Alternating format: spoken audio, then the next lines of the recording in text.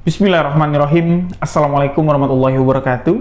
Kembali lagi bersama saya, Rio Wijaya, di sebuah kisah misteri.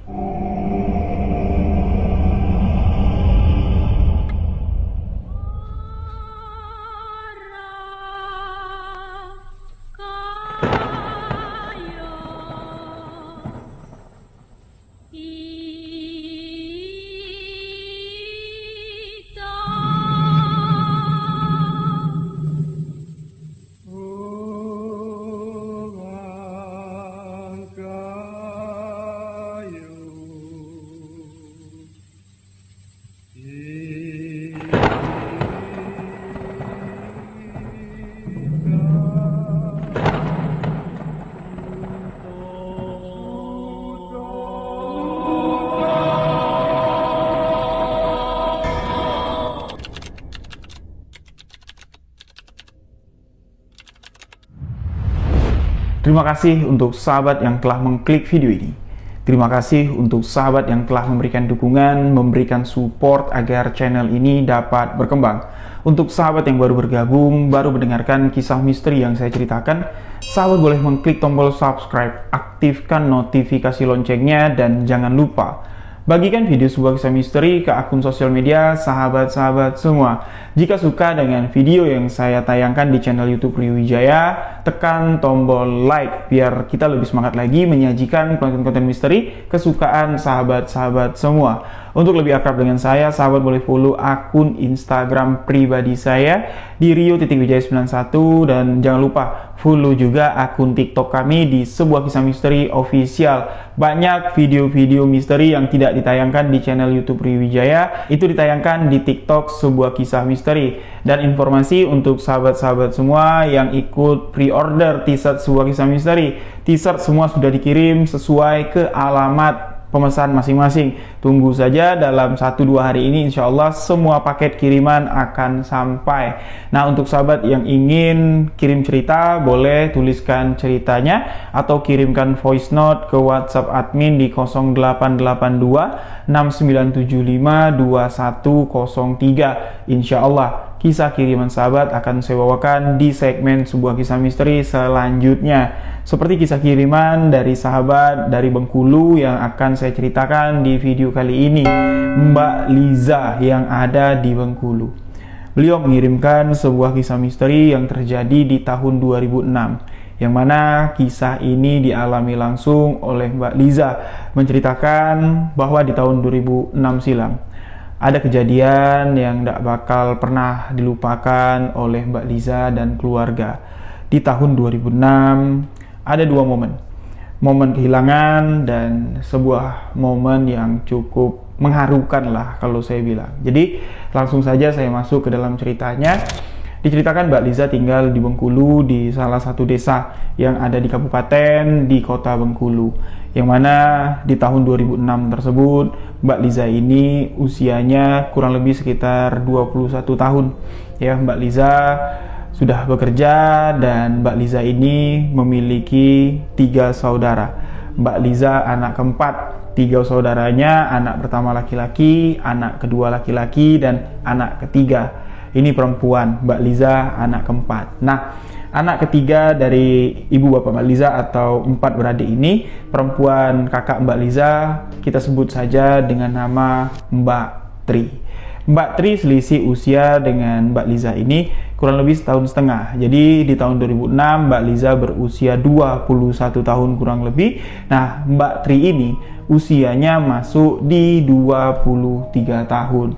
Nah, di tahun 2006 itu pula Mbak Tri ini sudah berencana, bukan berencana lagi, bahkan sudah lamaran. Tinggal menentukan bulannya saja, harinya saja untuk dilaksanakan resepsi pernikahan Mbak Tri dengan kekasih pujaan hatinya. Sebut saja dengan nama Mas Seno.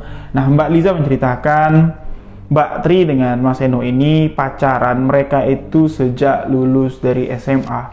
Sampai di usia 23 tahun mereka sudah merencanakan segala sesuatunya untuk kehidupan berumah tangga. Bahkan sebelum resepsi diadakan, Mbak Tri ini sudah KPR rumah, sudah nyicil rumah. Nah, setahun belakangan ini memang Mbak Tri tinggal di rumah yang sudah dicicil.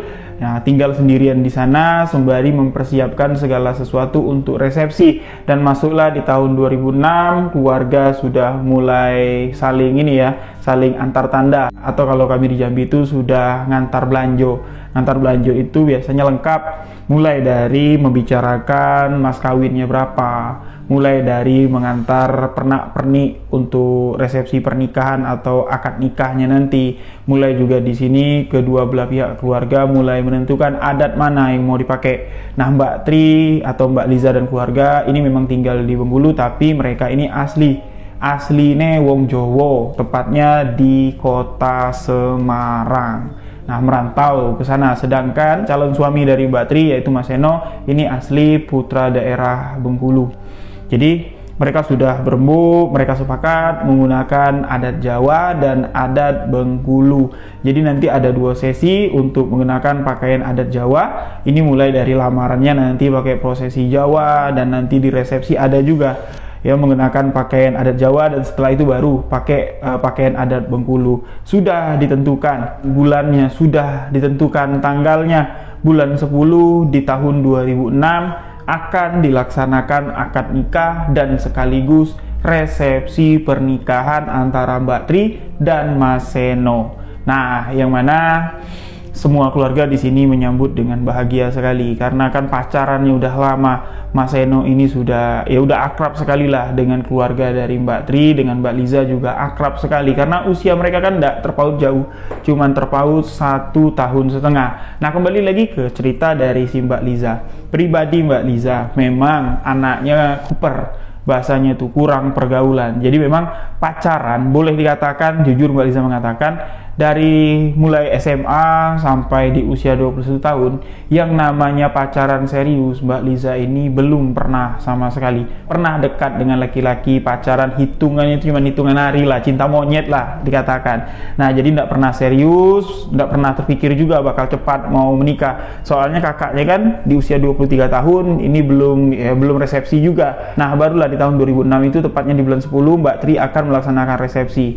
Nah, singkat cerita sahabat-sahabatku semua, segala sesuatu sudah dipersiapkan. Rumah yang ditempati Mbak Tri setahun belakangan sebelum resepsi ini sudah mulai diisi barang, yang mana barang-barang itu tentunya dibelikan oleh Mas Seno, seperti perlengkapan kamar, spring bed, terus meja rias dan segala macam pernak-pernik dapur sudah disiapkan. Masuklah kita di bulan 9 di tahun 2006, tepat 10 hari menjelang resepsi pernikahan Mbak Tri dengan Mas Seno. Itu tadi saya bilang, di tahun 2006 itu ada 2 momen yang cukup mengharukan dan membahagiakan lah. Rencananya bahagia, tapi berujung duka. Mbak Tri yang tinggal di rumah pribadi sudah jatuhnya. Mas Seno ya tetaplah tinggal di rumah orang tuanya karena tidak mungkin tinggal serumah. Mereka ini memang sudah merencanakan resepsi pernikahan tapi belum sah. Kalau tinggal serumah itu namanya kumpul kebo, tidak baik ya. Nah, jadi tinggallah di rumah yang sudah ditempati Mbak Tri setahun belakangan tadi. Jarak rumah tersebut ke rumah kedua orang tuanya yang ditempati oleh Mbak Liza juga ini lumayan jauh, sahabat-sahabat. Mbak Liza ini kan tinggalnya di desa, salah satu desa yang ada di kota Bengkulu. Sedangkan Mbak Tri ini beli rumah atau perumahan itu tepat di tengah-tengah kota Bengkulu.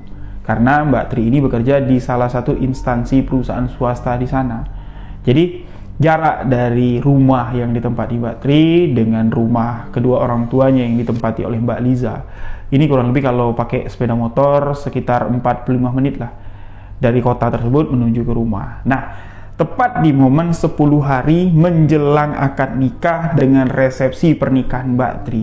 Ini kan situasinya lagi sibuk-sibuknya, sahabat-sahabat. Kedua belah pihak mempelai tengah mempersiapkan segala sesuatu yang sudah direncanakan baik, sudah direncanakan akan semaksimal mungkin membahagiakan karena ini momen terpenting dari keluarga Mbak Liza. Ini pernikahan anak perempuan pertama karena anak perempuannya cuma 2. Dan Mas Seno ini anak laki-laki satu-satunya di keluarga Mas Seno. Jadi memang kedua belah pihak ini mengeluarkan effort yang besar sekali untuk mempersiapkan resepsi pernikahan ini. Namun hal yang tak diduga, sesuatu yang tak disangka terjadi. Mbak Tri yang sudah diperingatkan oleh kedua orang tuanya, "Tri, kamu kalau mau kemana-mana setidaknya diantar sama Liza. Kalau Seno sibuk, ingat, masuk 7 hari sebelum akad nikah kamu, sebelum resepsi kamu, balik ke rumah ibu bapak. Jangan lagi kamu keluyur sendirian." Namun Mbak Tri yang masih sibuk kerja, ya sembari mempersiapkan segala sesuatunya lah, ini masih minta, ya kasih aku waktu dulu lah Bu. Kalau aku tinggal di sini, aku belum dapat cuti. Susah nanti bolak-baliknya, capek. Iya juga, kata kedua orang tuanya. Nah, jadi pas di momen 10 hari sebelum resepsi, barulah di sini Mbak Tri ini mendapatkan cuti. Dan di momen itu Mbak Tri ini berniat untuk pulang ke rumah ibu bapaknya untuk dipingit. Karena sudah tidak bisa lagi kemana-mana, karena rentan sekali calon pengantin ini. Kalau keluyuran masih di waktu-waktu dekat dari resepsinya, ini banyak sekali bala yang mendatanginya. Nah, inilah yang terjadi. Wallahu a'lam bishawab, apakah mitos itu benar-benar nyata? Tapi setidaknya dari cerita ini kita bisa mengambil satu hikmah, bahwa apa yang dipantang larangkan oleh orang tua itu bukan sekedar larangan, tapi itu adalah petuah titi yang ditinggalkan leluhur nenek moyang kita menjadi sebuah tradisi. Niat hati Mbak Tri ini mengatakan kepada Liza, "Dek, besok Mbak mau pulang. Mbak banyak bawa barang. Kamu tolongin Mbak ya, karena Mbak tidak bisa bawa motor sendirian." Liza mengatakan, "Besok kapan?" "Ya besok siang." Jadi Liza yang pada saat itu bukan tidak mau, tapi memang ada kesibukan. Liza yang pada saat itu juga bekerja, dia bilang, "Kalau besok siang aku tidak bisa Mbak. Gimana kalau lusa? Kalau lusa dari pagi aku ke sana, aku bisa bantu-bantu Mbak sekaligus packing dan segala macam." Mbak Tri mengiyakan. "Ya udah, lusa aku tunggu." Nah, obrolan ini itu dilakukan di rumah kedua orang tuanya Liza. Jadi ibu bapaknya seneng lah dengar anaknya kalau udah mau pulang ini sebelum 10 hari. Sebelum 10 hari resepsi pernikahannya dilangsungkan, dan ibunya juga sudah mempersiapkan kamar yang akan ditempati Mbak Tri ini untuk pingitan nanti.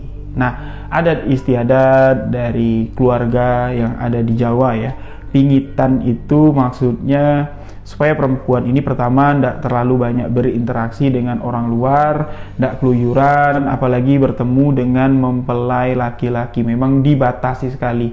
Jadi kamarnya disiapkan senyaman mungkin biar anaknya ini betah menjalani ritual pingitan atau tradisi pingitan. Nah, jadi pulanglah si Mbak Tri ini sore. Ya, menjelang maghrib dia pulang, pamitan sama ibu bapaknya, dan kedua orang tuanya tahu kalau lusa Mbak Tri akan dijemput oleh Liza untuk pulang dengan membawa barang-barangnya. Nah, jadi sudah pembicaraan itu selesai, dan keesokan paginya, ya hari yang dimana Mbak Tri minta dijemput atau minta ditemani Liza, tapi Liza tidak bisa karena alasan kerja, dan Mbak Tri pun setuju kalau dipending lusa saja Liza nyemput Mbak Tri untuk pulang ke rumah. Tapi rencana itu seketika saja dibatalkan sepihak oleh Mbak Tri. Tidak tahu kenapa, entah apa yang merasuki pikiran Mbak Tri di hari itu. Mbak Tri ternyata sudah bersiap untuk pulang ke rumah dengan mengendarai sepeda motor dengan banyak membawa barang-barang. Satu tas yang cukup besar ini ditaruh di motor bagian depan. Motor yang dikendarai Mbak Tri atau yang menjadi motor pribadi ya, warawiri kemana di tahun 2006, ini adalah motor Honda Supra. Jadi di bagian depannya itu ditaruh satu tas, dan di belakangnya itu ada satu tas juga. Nah, tanpa sepengetahuan dari Liza, tanpa sepengetahuan dari kedua orang tua Mbak Tri, pagi Mbak Tri melakukan perjalanan dari rumah tempat tinggalnya menuju ke rumah kedua orang tua Liza. Namun belum sampai ke rumah kedua orang tua Liza, bala datang. Mbak Tri mengalami kecelakaan dan meninggal di lokasi kejadian. Dari saksi mata di lokasi kejadian melihat sepeda motor yang dikendarai Mbak Tri ini melaju dengan kecepatan yang cukup tinggi di jalur yang cukup ramai. Mbak Tri ini mau motong satu unit mobil minibus, ngambil jalur tengah. Mobil minibus ini melaju dengan kecepatan tinggi. Posisinya memang Mbak Tri ini bebas halangan lah kalau untuk motong ya, karena di depan ini lajurnya cukup kosong. Jadi dengan motor Supra, dengan barang bawaan di depan dan di belakang, motor Mbak Tri ini motong mobil minibus itu dengan kecepatan tinggi. Tapi sampai di tengah, sebelum dapat mutus mobil minibus yang mau dipotong, tas yang ada di belakang motor Mbak Tri ini tiba-tiba saja jatuh dan menyebabkan Mbak Tri yang mengendarai motor dalam kecepatan tinggi kehilangan kendali. Begitu tas jatuh, motor dari Mbak Tri pun jatuh. Naasnya, ketika posisi jatuh, motor ini sudah ada di depan mobil minibus dengan kecepatan tinggi. Mobil minibus ini tidak dapat lagi ngerem dan alhasil tubuh Mbak Tri terlindas minibus tersebut. Mbak Tri meninggal di lokasi kejadian. Ketika mendengar kabar tersebut, Liza yang pada saat itu masih di kantor, dia merasa, ya Allah, aku nggak percaya loh, kan janjinya lusa Mbak Tri minta aku jemput, tapi kok kenapa hari ini Mbak Tri pulang sendiri? Begitu juga kedua orang tuanya. Nggak percaya kalau ini terjadi sebelum mereka sampai ke rumah sakit melihat jasad Mbak Tri yang sudah dalam keadaan setengah hancur. Innalillahi wa inna ilaihi roji'un. Kejadian ini H-10 dari acara resepsi pernikahan Mbak Tri. Sontak kejadian ini menghancurkan kebahagiaan yang dirasakan oleh kedua belah pihak mempelai. Rasa terpukul yang sangat mendalam tentunya dirasakan oleh calon mempelai laki-laki, yaitu Mas Seno. Ketika Mas Seno sampai di rumah sakit, ketika Mas Seno melihat jasad wanita yang dicintainya, jasad calon istrinya yang akan dinikahi sah oleh Mas Seno dalam 10 hari ke depan, sudah dalam kondisi setengah hancur, Mas Seno pun tak kuasa menahan diri dan jatuh pingsan. Dan tentunya kejadian ini ditangani oleh pihak berwajib yang ada di wilayah Bengkulu. Nah, mobil yang menabrak Mbak Tri ini tidak kabur, sahabat-sahabat. Sopirnya ini tanggung jawab ya. Jadi ketika sudah terjadi kecelakaan tersebut, mobil itu berhenti, melihat ada korban, mobil yang nabrak inilah yang membawa jasad dari Mbak Tri, melarikan jasad Mbak Tri ke rumah sakit, ditemani oleh warga-warga sekitar yang menjadi saksi mata kronologi kecelakaan tersebut. Nah, menurut penjelasan dari Mbak Liza, ketika Mbak Liza menemani ayahnya ke kantor polisi untuk mendengar keterangan dari saksi mata dan dari sopir, ini tidak dapat juga sopir itu disalahkan. Jadi segala sesuatunya diselesaikan secara kekeluargaan. Sopir itu juga tidak nyangka kalau sepeda motor yang dikendarai Mbak Tri ini tiba-tiba bisa jatuh di depan mobilnya dengan jarak yang begitu dekat, dengan kecepatan yang begitu ngebut atau kecepatan tinggi. Saksi mata juga melihat kronologi itu sesuai dengan apa yang dikatakan sopir, dan akhirnya penyelesaian ini ya diselesaikan secara kekeluargaan. Dan yang mirisnya di sini, sahabat-sahabat, Liza sama bapaknya, ketika jenazah dari Mbak Tri sudah diurus di rumah sakit ya, jasadnya sudah dibawa ke rumah duka sebelum dikebumikan, keluarganya diminta sama pihak kampung setempat lah. Jadi kejadian ini kan belum sampai masuk ke wilayah desa atau kampung kediaman dari Mbak Tri atau keluarga Liza. Jadi masih di tengah-tengah lah jatuhnya. Jadi pihak kampung siang itu langsung minta keluarganya sebelum jenazah dimakamkan, kami tidak berani bertindak kalau tidak ada keluarga yang ada di lokasi menyaksikan apa yang akan kami lakukan. Jadi apa yang dilakukan oleh tetua kampung yang ada di sana? Pertama, membersihkan gumpalan-gumpalan darah yang ada di aspal dan membersihkan aspal dari bekas kulit jasad dari Mbak Tri yang berceceran. Jasad Mbak Tri sempat terseret lebih dari 3 meter dengan bagian kulit itu masih nempel di aspal. Nah, jadi sebelum jasad ini dikebumikan, tua-tua kampung yang ada di desa tersebut meminta anggota keluarga membersihkan gumpalan-gumpalan darah. Memang gumpalan-gumpalan darah itu sudah disiram pakai pasir, sahabat-sahabat. Jadi sudah ditutupin lah mobil, motor yang lalu lalang beraktivitas di jalan itu, yang sengaja ngelain supaya tidak nabrak, karena itu sudah menjadi tanda kalau ada kecelakaan itu langsung disiram pasir biar darahnya itu tidak nempel kemana-mana, tidak nyiprat kemana-mana. Nah, gumpalan pasir inilah yang harus diambil oleh pihak keluarga dan dibawa. Kalau bisa ini dimakamkan juga, kalau tidak di rumah ya di pemakaman itu dibawa, karena itu bagian dari tubuh yang seharusnya dikebumikan biar tidak terjadi sesuatu yang tak diinginkan, dalam tanda kutip gentayangan lah atau nyalah lah meninggalnya, karena ini pure insiden kecelakaan.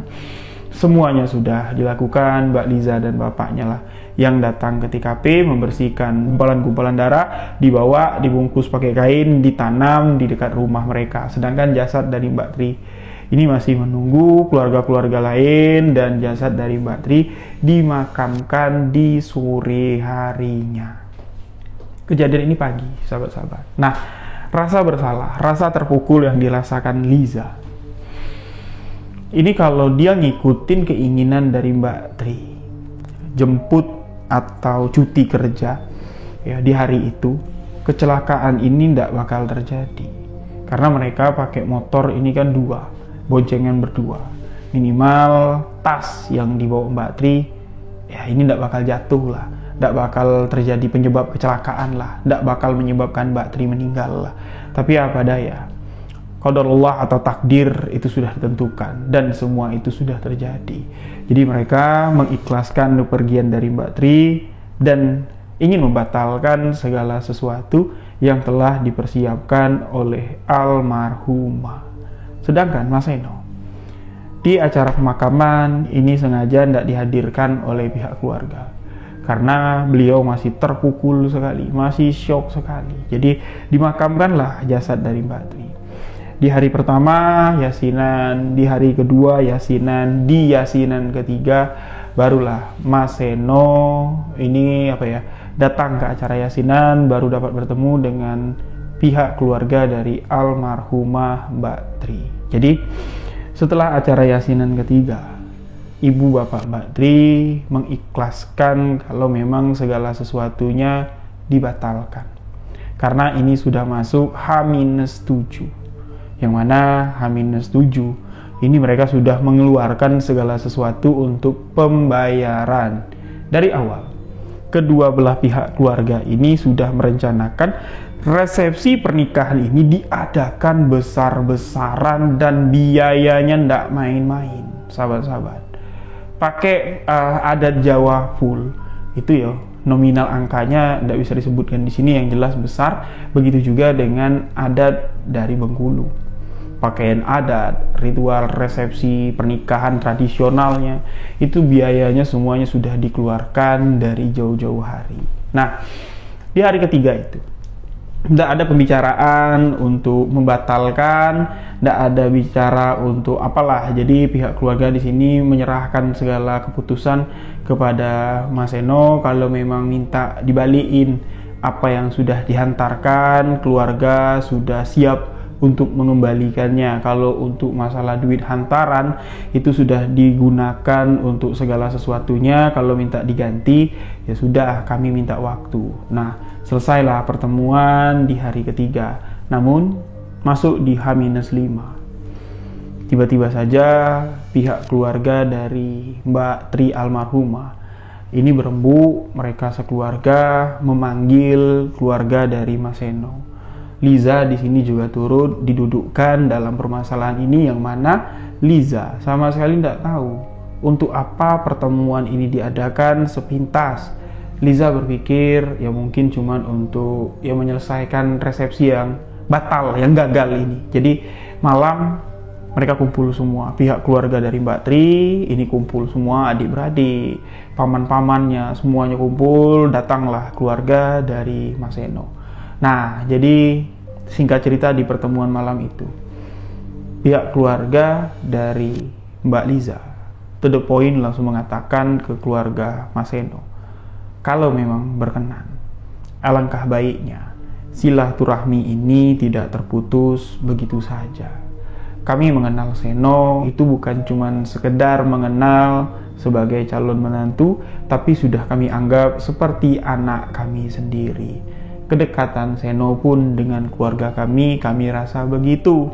Mas Seno pun mengangguk. Nah, jadi agar silaturahmi ini tidak terputus, apakah sekiranya Seno berkenan untuk melanjutkan resepsi pernikahan ini dengan menikahi Liza, adik kandung dari Tri? Nah, sontak di situ mendengar permintaan dari keluarga almarhumah Mbak Tri. Mbak Liza di sini yang kaget. Astagfirullahaladzim, Mas Seno pun begitu. Bu, kok kayak gini? Kok mendadak sekali? Kok nggak ada pembicaraan? Pihak keluarga dari Mbak Liza ini seakan-akan sudah membicarakan ini jauh-jauh hari tanpa sepengetahuan Mbak Liza. Begitu juga pihak keluarga dari Mas Seno. Mereka tidak terkejut, seakan-akan mereka ini sudah berbicara di belakang, tinggal mengungkapin saja di depan Seno dan di depan Liza. Tentunya Mbak Liza di sini sangat tidak setuju. Beda dengan Seno. Kalau Seno awalnya kaget, tapi dia bilang, ya udah, sekarang terserah, tergantung dari Liza dan pihak keluarga saya. Kalau Liza mau, saya pun tidak menolak, karena ya kedekatan saya dengan Liza, kedekatan saya dengan almarhumah itu memang dekatnya menganggap Liza itu sebagai adik, tapi mengenang saya cinta mati dengan almarhumah, tidak mau berpaling hati lagi, ya digantikan dengan adik kandungnya. Kalau memang itu jalan terbaik, ya sekiranya tidak apa-apa. Nah, Liza di sini yang menolak. Enggak, gila apa kamu? Aku tuh nganggap kamu itu sudah kayak kakakku sendiri. Apa perasaan almarhumah nanti kalau tahu? Gimana perasaan aku di hadapan teman-teman almarhumah? Nah, jadi memang Mbak Liza ini agak sedikit ngotot lah, dia tidak mau. Jadi pihak keluarga minta waktu supaya Mbak Liza ini berpikir lagi, pikirkan baik-baik. Mas Senomu ini udah bukan kayak orang lain lagi. Jadi biaya dan segala macam itu mereka bicarakan juga panjang lebar. Akhirnya Liza minta waktu. Karena ini sudah H-5. Liza minta waktu, kalau memang aku setuju nanti, aku ndak mau. Tanggal pernikahannya, tanggal resepsinya, ini di tanggal yang sudah ditentukan oleh almarhumah Mbak Tri. Aku minta undur. Nah, minta undur, minta waktu, dan Liza pun mulai memikirkan rencana dari keluarganya ini. Dan di sini Mbak Liza mengatakan, dari awal kepergian almarhumah Mbak Tri sampai rundingan itu terjadi, Liza tidak pernah merasa ada sesuatu yang aneh dari kematian almarhumah Mbak Tri. Semuanya baik-baik saja, jangankan ada sesuatu yang aneh, dimimpiin aja Liza sama sekali tidak pernah. Nah, jadi setelah rundingan ini masuklah di H-6, masuklah di H-4, H-3, H-2 sampai di hari resepsi ditentukan. Sudah ditentukan waktu acara lamaran. Jadi resepsi itu diundur. Liza di sini mengatakan setuju, tapi minta undur 1 bulan. Jadi vendor-vendor sudah dihubungin. Kalau untuk pengunduran ini kan tidak pakai biaya. Jadi memang mundur tanggal saja. Semua biaya ini tidak perlu ditambah lagi, tidak perlu diapa lagi. Sepakat diundur sebulan. Nah, Mbak Liza mengatakan alasannya kenapa dia minta undur sebulan. Kenapa dia menerima istilahnya permintaan dari kedua belah pihak keluarga. Pertama, apa yang dirasakan Mbak Liza ini ternyata salah kaprah. Apa yang ditandai atau menjadi penanda yang dianggap Mbak Liza, almarhum Mbak Tri ini menyetujui pemikiran dari kedua orang tuanya, ini salah. Jadi setelah malam perundingan itu, Mbak Liza ini berpikir keras, tidak bisa tidur. Malam besoknya Mbak Liza ini baru bermimpi didatangi arwah dari almarhumah Mbak Tri. Jadi itu mimpi ya, kayak flashback ke masa lalu ketika Mbak Tri masih tinggal sama-sama di rumah mereka. Jadi Mbak Tri ini buka pintu, Liza tidur di atas tempat tidurnya. Mbak Tri membangunkan Liza dengan menepuk-nepuk bagian betis dari Liza. Dek, bangun. "Dek, bangun." Sontak Liza pun terbangun. Melihat Mbak Tri yang diketahui Liza Mbak Tri sudah tidak ada. Liza kaget. Tapi ketika Liza mau bertanya, "Kamu siapa? Kok kamu mirip Mbak Tri? Kenapa kamu bangunin aku?" Pertanyaan itu tidak keluar dari lisannya Liza. Seakan-akan dia tidak bisa ngomong. Mbak Tri pun tidak ngomong apa-apa. Dia cuma berdiri dengan tatapan kosong menatap Liza. Dan seketika, Liza bangun dari tidurnya. Kejadian ini dialami Liza 3 malam berturut-turut. Sampai di mana Liza memutuskan untuk menerima apa yang sudah direncanakan oleh kedua orang tuanya, menggantikan posisi almarhumah Mbak Tri dengan posisi Liza. Dengan pemikiran seperti ini, sahabat-sahabat. Jujur Liza mengatakan kalau keputusan ia itu diambil persepsinya dari kemunculan Mbak Tri yang seakan-akan memberi isyarat menerima kalau dirinya menggantikan posisi almarhumah Mbak Tri untuk menjadi pasangan Mas Seno atau menikah dengan Mas Seno. Karena sosok itu datang dengan perwujudan baik, walaupun sosok itu ndak ngomong apa-apa, cuman ngebangunin aja, sosok itu benar-benar nyata. Sosok itu seakan-akan memberi isyarat, ya bolehlah. Ya tujuannya mendatangi Mbak Liza ini untuk memberikan syarat, ya sudah lampu hijau. Kamu terusin aja lah resepsi pernikahanku. Namun itu bertolak belakang dengan realita atau kenyataan. Sebulan waktu resepsi pernikahan ditunda. Jadi lepas dari 40 hari kematian dari Mbak Tri, barulah resepsi pernikahan ini diadakan. Kembali lagi ke rencana resepsi pernikahan Mbak Liza. Tentunya ada sedikit perubahan. Mulai dari prewedding, mulai dari cetak kartu undangan baru, mulai dari mengundang lagi nih. Undangan yang sudah tersebar, ini kan sudah dibatalkan. Dan orang-orang yang diundang juga dapat kabar kalau mempelai perempuannya meninggal dunia. Jadi undangan baru disebar. Informasi disebar lagi kalau Liza ini akan menikah dengan calon suami almarhumah kakaknya, yaitu Mas Seno. Sontak di sini menjadi pro dan kontra. Banyak yang mengatakan gila kali, baru 40 hari anaknya meninggal, masa ya calon suami anaknya mau dinikahkan dengan adiknya? Ini namanya turun ranjang. Ya, ini sebagian besar ada yang mengatakan baik, ada sebagian besar juga ngatain kayak kayak nggak ada laki-laki lain aja, atau si cowok ini kayak nggak ada pilihan lain aja, kakaknya nggak ada, adiknya diembat. Jadi banyak di situ persepsi yang berkembang, tapi nggak diperdulikan sama pihak keluarga. Pihak keluarga di sini sudah memutuskan kalau itu jalan terbaik. Nah, jadi mulai dari awal lagi nih, mulai dari undangan disebar, foto prewedding pun dijalankan di tahun 2006 itu. Sampai-sampai 2 orang yang megang prewedding dari Mbak Liza dan Mas Seno ini nyerah. Nyerahnya kenapa? Ketika pemotretan, seperti kayak lensa dari kamera fotografer ini kayak rusak. Jadi pas jepret pasangan ini prewedding, itu ada yang warnanya ndak stabil, ada yang betul-betul ngeblur, dan yang lebih parahnya lagi, kayak file yang ada di dalam kamera itu semuanya nggak bisa diekstrak, kayak semuanya itu nggak bisa dicetak gitu loh. Sampai di mana ke fotografer kedua ini juga sempat menyerah dan akhirnya nggak ada istilahnya pakai foto-foto prewedding. Awalnya itu cuman difikirkan keluarga ini human error, mungkin bertepatan saja dengan fotografer yang mereka ambil atau jasa fotografer yang mereka pakai itu yang masih amatir, jadi ya nggak maksimal lah hasilnya, sudah nggak pakai prewedding lagi nggak apa-apa. Nah, kembali langsung menghubungi tukang rias untuk konsultasi pakaian adat mana, pakaian adat Jawanya yang mana dipilih. H-4 sebelum resepsi pernikahan antara Mbak Liza dengan Mas Seno. Disinilah teror demi teror yang mencekam terjadi. Bayangkan pakaian akad nikah yang sudah dipersiapkan oleh Mbak Tri almarhumah yang akan digunakan oleh Mbak Liza di malam H-4 ini tiba-tiba saja keluar dari tempat penyimpanan. Jadi baju itu ya udah digantung, baju kebaya putih itu udah digantung di dalam lemari.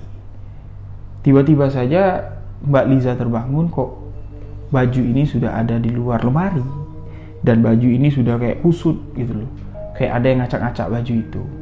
Ya udah, bangunlah Mbak Liza, digantung lagi ke dalam lemari, tidur lagi Mbak Liza. Tiba-tiba saja terdengar suara lemari terbuka. Reng. Jelas kalau itu suara lemari kaca yang ada di dalam kamar Mbak Liza, tempat Mbak Liza menggantung kebaya untuk resepsi pernikahannya nanti. Pelan-pelan Mbak Liza ini buka mata ngintip. Lemari itu ada pas di depan tempat tidurnya. Ketika Mbak Liza mengintip, terlihat bagian belakang sosok yang menyerupai perempuan dengan rambut sebahu. Ini tengah membuka lemari kaca. Ingat, lemari kaca. Bayangkan sahabat-sahabat, ketika kita membuka lemari kaca, kita berada di depan lemari kaca, pintu lemari kaca. Kalau kita ada di belakangnya, itu kita tidak melihat wajah dari siapa yang membuka lemari kaca, tapi kelihatan bagian belakangnya. Terdengar suara terbuka lemari, pelan-pelan Mbak Liza mengintip. Hanya terlihat bagian belakangnya saja. Tapi semakin pintu lemari kaca itu dibuka, semakin bergeser pintu itu, jelas tentunya wajah dari sosok yang membuka lemari kaca itu terlihat dan jelas. Di pantulan kaca, sosok yang tadinya hanya bagian belakangnya saja terlihat, kini wajahnya terlihat jelas di pantulan kaca yang menempel di lemari pakaian tersebut. Wajah yang hancur. Walaupun hancur wajah itu, Mbak Liza tidak melupakan wajah almarhumah Kak Tri. Jelas sekali, sosok itu berdiri sembari membuka pintu kaca. Pintu kaca itu dibuka, dan baju akad nikah kebaya putih yang sudah tergantung ini diambil oleh sosok tersebut, dipakai sama sosok itu, dan sosok itu menangis dengan membuat batin dari Mbak Liza ini tersayat-sayat. Soalnya Mbak Liza tidak bisa menahan rasa takutnya dan berteriak, "Bu, Pak, Allahu Akbar, tolong Pak!" Sosok itu hilang dari hadapan Mbak Liza, hilang dari depan lemari kaca. Tapi sebagai bukti kalau itu bukan mimpi, sebagai bukti kalau itu bukan halusinasi, kebaya yang sudah tersimpan, yang awalnya keluar sendiri cuman kusut-kusut lecek, ketika ibu bapak dari Liza datang, kebaya itu sudah ada di luar lagi dengan adanya bercak darah. Kebaya putih kalau terkena noda darah, jelas sekali terlihatnya sahabat-sahabat. Dan itu bercak darah dari siapa? Bercak darah dari mana? Tapi kejadian ini tidak diceritakan ke keluarga dari Mas Eno. Masih disimpan oleh keluarga dari almarhumah Mbak Tri dan Mbak Liza. Di malam itu Mbak Liza menangis sejadi-jadinya, saking kan takutnya. Mbak Liza ditemanin ibu dan bapaknya tidur di kamar tersebut, dan kebaya itu segera direndam biar noda darahnya hilang. Dan semalaman kamar tersebut berbau anyir, bau amis, dan di setiap sudut kamar tersebut terdengar suara tangis perempuan. Nah, jadi masuk di H-3 resepsi pernikahan. Jadi cerita ini belum diceritakan ke keluarganya Mas Eno. Ya, si Mbak Liza ini sudah dipingit. Jadi dia dipingit di dalam kamar itu, ditemanin sama abang laki-lakinya ganti-gantian. Ditemanin sama kakak-kakak iparnya. Jadi dua abang laki-laki dari Mbak Liza ini kan sudah menikah semua. Jadi kakak-kakak iparnya gantian, nemenin. Jadi tidak boleh sendirian. Nah, di situ wajah dari Mbak Liza ini terlihat sangat terguncang sekali. Kayak sedih sekali. Nah, di malam H-3 sebelum resepsi pernikahan, yang menemani Liza tidur di kamar itu adalah kakak ipar yang pertama. Kakak ipar pertama dari Mbak Liza ini punya anak kecil, anak keduanya yang baru berusia 9 bulan. Jadi anak kecil itu tidurlah sekamar dengan mereka. Jadi 3 orang jatuhnya ya, Liza, kakak ipar perempuannya dengan keponakan dari Liza, anak kedua dari abang pertama Liza. Tidurlah di kamar itu kurang lebih sekitar jam 12 malam lewat. Di kamar itu terdengar kayak suara kuku yang menggaruk-garuk tembok. Terdengar jelas sekali. Dan itu membuat bayi yang berumur 9 bulan menangis. Dari tangisan bayi yang berumur 9 bulan inilah Mbak Liza terbangun, ibu dari bayi itu pun terbangun. Tapi ketika mereka terbangun, bayi tersebut sudah tidak ada lagi di samping mereka. Tahu nggak di mana? Pas di depan lemari kaca. Bayi berumur 9 bulan yang belum bisa merangkak, apalagi berjalan, kok bisa pindah di depan lemari kaca. Dan lagi-lagi, malam itu ketika Mbak Liza terbangun, ketika kakak ipar dari Mbak Liza terbangun, bau anyir, bau amis darah tercium, dan suara tangis perempuan sembari suara kuku yang menggaruk-garuk tembok itu terdengar jelas. Bayi ini nggak berhenti loh menangis-nangis, seakan-akan takut, matanya itu menjelit sembari menangis. Nah, sontak di situ Mbak Liza ketakutan, kakak iparnya ketakutan, mereka keluar dari kamar. Kamar itu pun kosong. Kamar pengantin gitu loh jatuhnya, sahabat-sahabat. Nah, di jam 12 malam itu seluruh anggota keluarga terbangun dan mereka mendengar suara rintih tangis dari kamar yang ditempati oleh Liza. Suara rintih tangis yang mereka kenali kalau itu adalah tangisan almarhumah Mbak Tri. Semalaman mereka mendengar suara tangis tersebut. Tapi mereka tidak ada yang berani nih, sahabat-sahabat, masuk ke dalam kamar untuk membuktikan. Nah, lewatlah di malam ketiga tersebut. Ketiga menjelang resepsi pernikahan Mbak Liza dengan calon suami almarhumah kakaknya, yaitu Mbak Tri. Dengan 3 hari sebelum resepsi pernikahan Liza dengan calon suami almarhumah kakaknya, yaitu Mbak Tri. Nah, dengan kejadian itu sontak Liza di sini feeling, aku ndak mau melanjutkan ini. Malu aku ndak sanggup.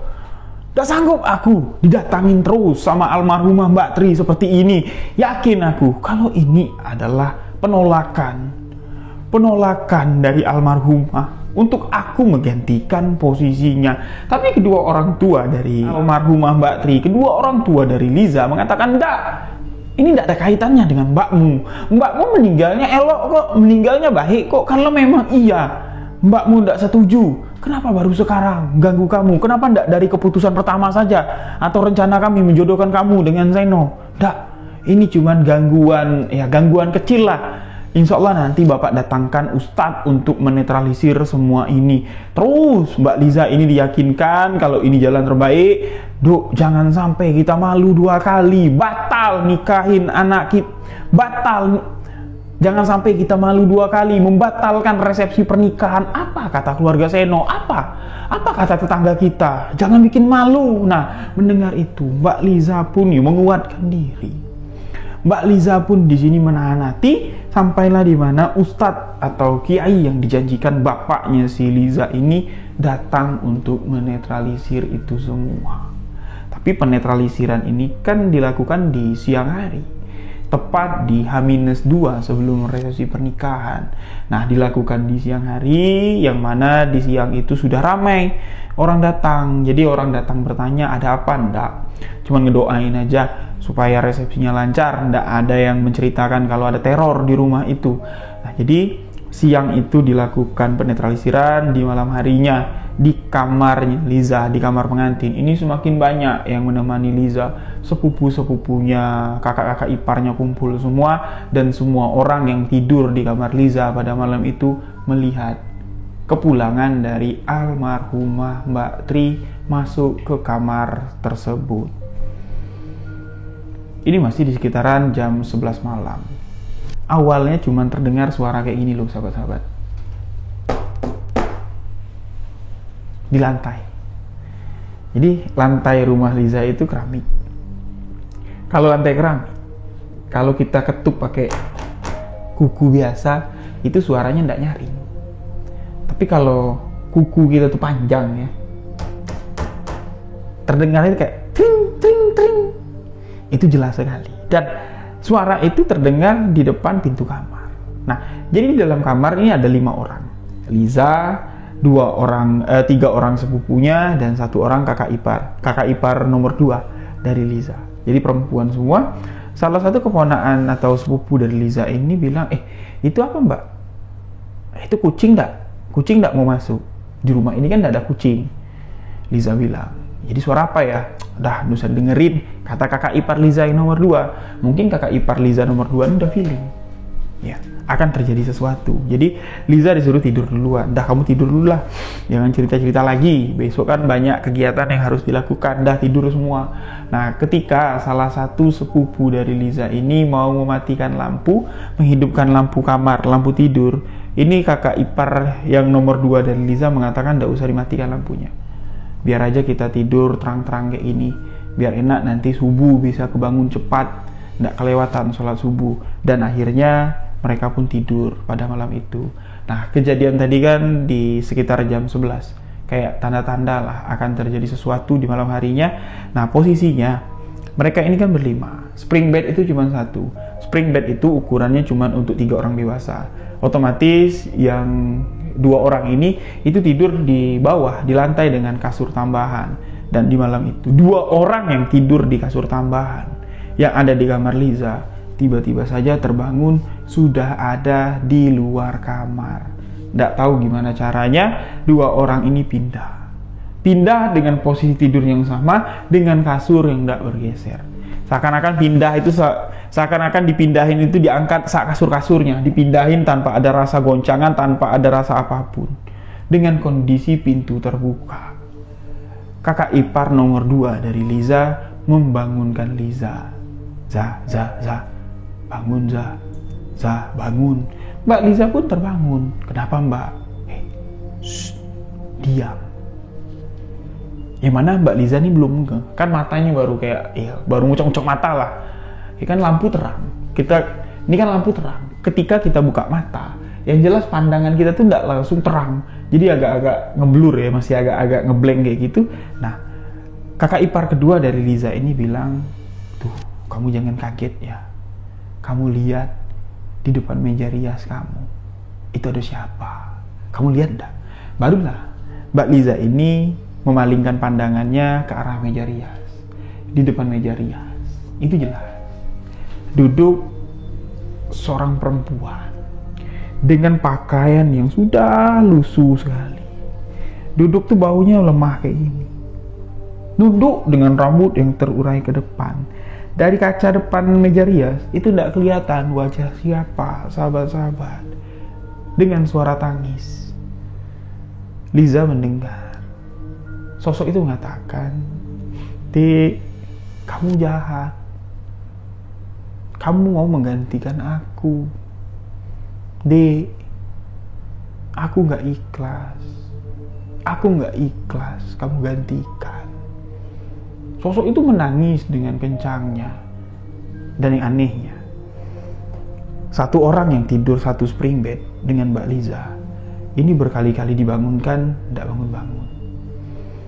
Dibangunin maksudnya yuk kita pindah kamar. Ini tidak bangun-bangun. Bahkan Mbak Liza dan kakak iparnya yang nomor 2, niat hati mereka mau teriak, niat hati mereka mau berlari, ini tidak bisa. Kayak tertegun menatap sosok yang mengerikan itu. Kurang lebih tertegun menatap sosok yang mengerikan itu. Kurang lebih kejadiannya sekitar 5 menit. Mereka menahan takut, mereka menahan suara teriakan, minta tolong, dan seketika saja sosok itu menghilang. Tiba-tiba saja sosok itu menghilang, tiba-tiba saja sosok itu menghilang, tiba-tiba saja sosok itu menghilang, dan pintu kamar tiba-tiba saja sosok itu menghilang dan pintu kamar terbanting dengan kerasnya. Mbak Liza di sini langsung lari, dia keluar kamar, masuk ke kamar ibu bapaknya, membangunkan ibu bapaknya dan mengatakan, "Malam ini juga kita datang ke rumah Mas Seno, kita batalkan semua. Aku tidak mau. Kalau ibu mau, ibu saja yang menikah dengan Mas Seno. Kalau bapak mau, bapak saja yang menikah dengan Mas Seno. Aku tidak mau. Mbakku tidak setuju. Mbakku tidak terima. Aku tidak mau kalau dipaksa seperti ini." Karena memang dari awal Liza memang tidak setuju dengan keputusan kedua orang tuanya. Tapi Liza di sini tidak, ya seakan-akan suaranya itu sumbang, tidak didengarkan. Bahkan Liza sudah menceritakan sebenarnya orang tuanya tidak percaya. Nah, datanglah kakak ipar keduanya mengatakan, "Pak Bu, kalau memang itu keputusan Liza, jangan dipaksakan. Daripada malunya keluarga kita bertambah-tambah, beberapa hari Liza menikah dengan Seno dengan resepsi pernikahan besar. Setelah itu Liza cerai atau pisah dengan Seno, alangkah lebih malunya keluarga kita." Karena apa yang dikatakan Liza, itu semua aku yang awalnya melihat. Sebelum aku membangunkan Liza, arwah Tri terlebih dahulu menggangguku. Bayangkan, selimut yang kupakai itu ketarik sendiri. Ku naikkan lagi, ditarik lagi, dan telapak kakiku dikitik kayak gini. Barulah aku terbangun, sosok Tri yang ada di hadapanku dengan wajah hancur itu berbisik di telingaku mengatakan, "Mbak, bangunkan Liza. Bangunkan Liza, Mbak." Makanya aku membangunkan Liza, dan itu jelas. Aku melihat dengan mata kepalaku sendiri, dan itu bukan mimpi. Buktinya, aku membangunkan Liza. Liza tersadar dari tidurnya dan melihat apa yang kulihat. Jadi kedua orang tua dari Liza masih belum percaya. Liza sempat mengatakan, "Kenapa kami yang didatangi oleh almarhumah Mbak Tri? Kenapa ndak ibu bapak saja yang punya rencana ini yang didatangi oleh almarhumah Mbak Tri? Aku ndak takut ndak Pak.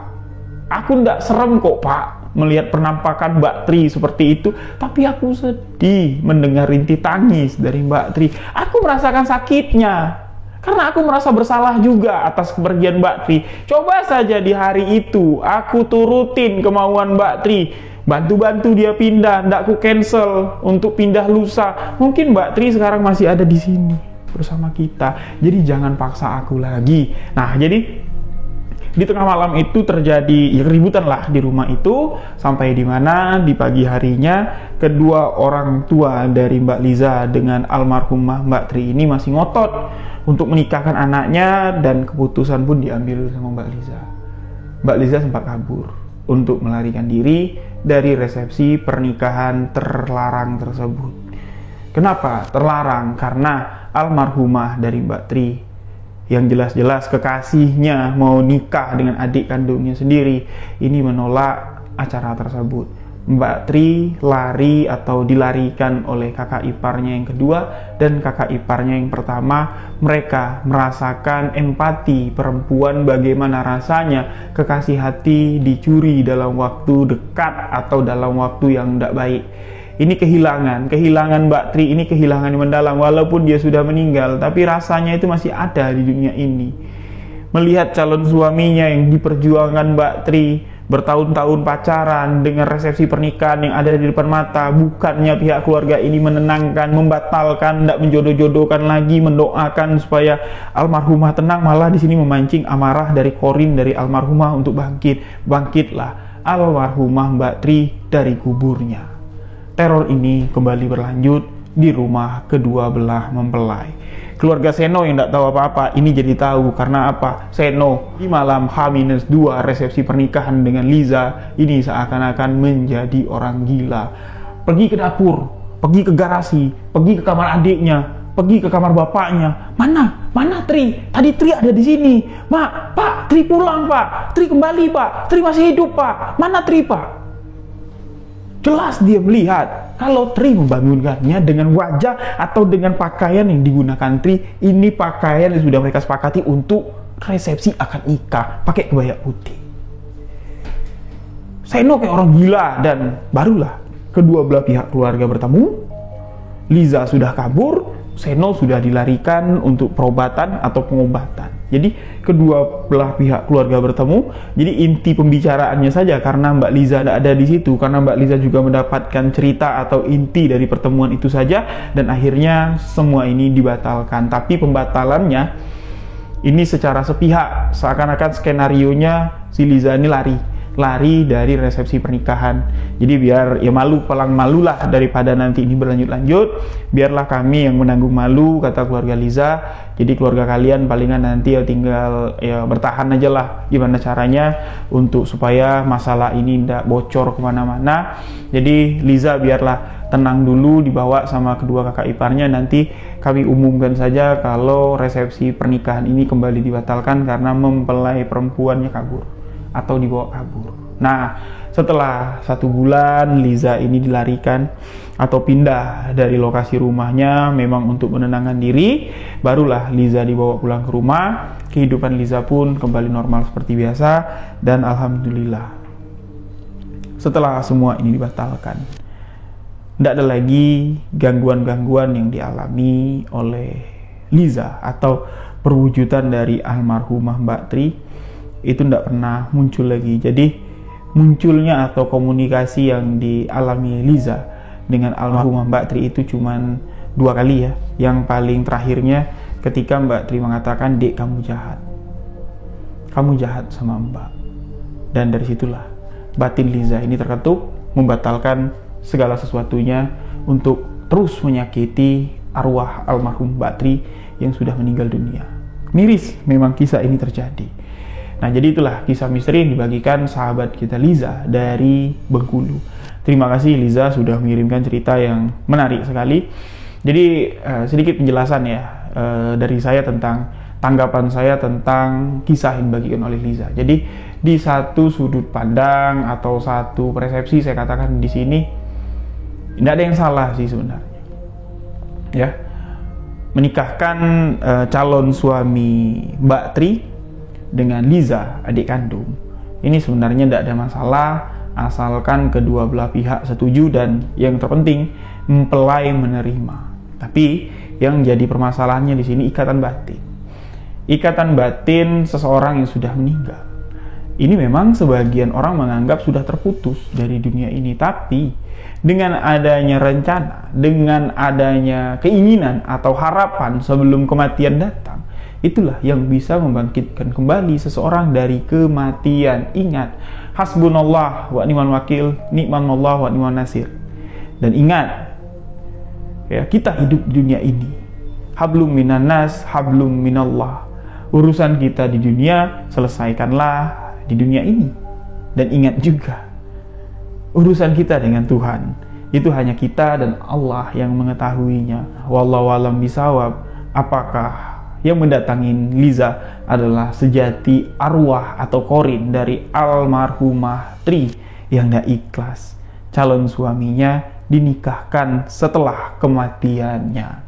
Tuliskan di komentar pendapat sahabat tentang kisah misteri ini. Mohon maaf jika ada salah kata, salah ucap dalam penyampaian kisah ini. Saya Riwijaya beserta tim mengucapkan banyak terima kasih atas support sahabat-sahabat misteri semua. Jangan lupa untuk subscribe, like video ini dan bagikan. Nah, menanggapi konten yang kemarin, ya, menanggapi konten tentang keilmuan Pancasona kemarin, banyak sekali haters yang tiba-tiba masuk. Salah satu kutipan haters yang saya pin ya, atau masih ada di kolom komentar itu mengatakan, jangan pernah percaya dengan cerita misteri yang dibawakan di channel ini, karena semua cerita itu adalah cerita bohong dan mengadaptasi atau jiplak cerita misteri dari orang. Tanda kutip. Yang mengatakan kisah yang saya ceritakan itu menjiplak cerita orang, entah cerita siapa, tidak tahu yang dimaksud.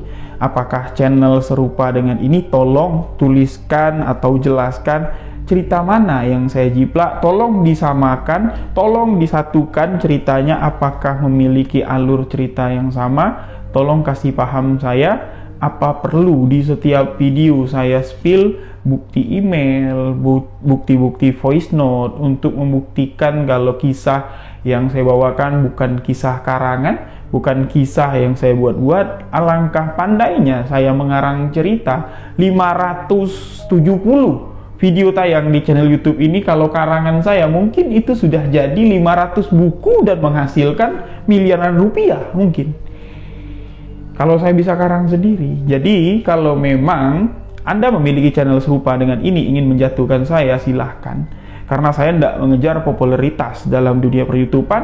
Channel Riwijaya, konten sebuah kisah misteri, saya buat hanya tempat saya bercerita dan tempat saya berbagi kepada sahabat-sahabat misteri, sahabat-sahabat terbaik, sahabat-sahabat Riwijaya. Jadi untuk komentar-komentar seperti itu silahkan beropini, berpendapat seenak jidatmu, wis tak apa, aku rapopo.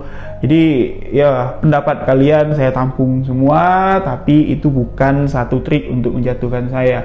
Nanti saya bisa ungkap haters yang dikirim oleh channel siapa, nanti malu ya. Karena kami di sini ndak bodoh-bodoh amat. Kami juga di sini punya IT yang bisa mencari tahu lah itu siapa yang punya kerjaan, tapi itu ndak jadi masalah buat kami, ndak mau nambah-nambah kerjaan kami. Jadi kalau mau bersaing, bersainglah secara baik. Karena jujur saya ndak pernah nyolek siapa-siapa, saya ndak pernah ganggu siapa-siapa. Bahkan beberapa konten saya, beberapa judul cerita yang sudah saya buat, yang saya tayangkan, diambil oleh channel-channel serupa, dikembangkan dengan cerita yang mereka tambah-tambahin. Itu ndak jadi masalah buat saya. Bahkan ada yang mereupload video YouTube saya ke channel YouTube-nya dia sendiri tanpa minta izin, itu pun saya tidak apa-apa. Rezeki sudah Tuhan yang mengatur. Bahkan saya perbolehkan buat teman-teman comot video YouTube saya dijadikan untuk VT TikTok, mana tahu itu bisa berkembang, bisa menghasilkan untuk sahabat, dan sudah banyak yang bikinnya. Salah satunya channel TikTok Al Ibrahim itu sampai jutaan view-nya. Dan saya pun tidak masalah, boleh, kembangkanlah. Tapi jangan menjatuhkan dengan cara-cara yang kotor. Jadi bersainglah secara sehat. Saya Riwijaya, saya tinggal di Jambi. Bila tidak senang, kita bisa ngopi di sini. Salam sehat, salam kreatif. Terima kasih untuk sahabat-sahabat semua. Next saya akan sajikan konten yang lebih hot lagi biar yang lain pada kebakar. Menyala sahabat misteri. Terima kasih, saya Riwijaya. Wabillahi taufiq walhidayah. Wassalamualaikum warahmatullahi wabarakatuh. Salam sahabat misteri.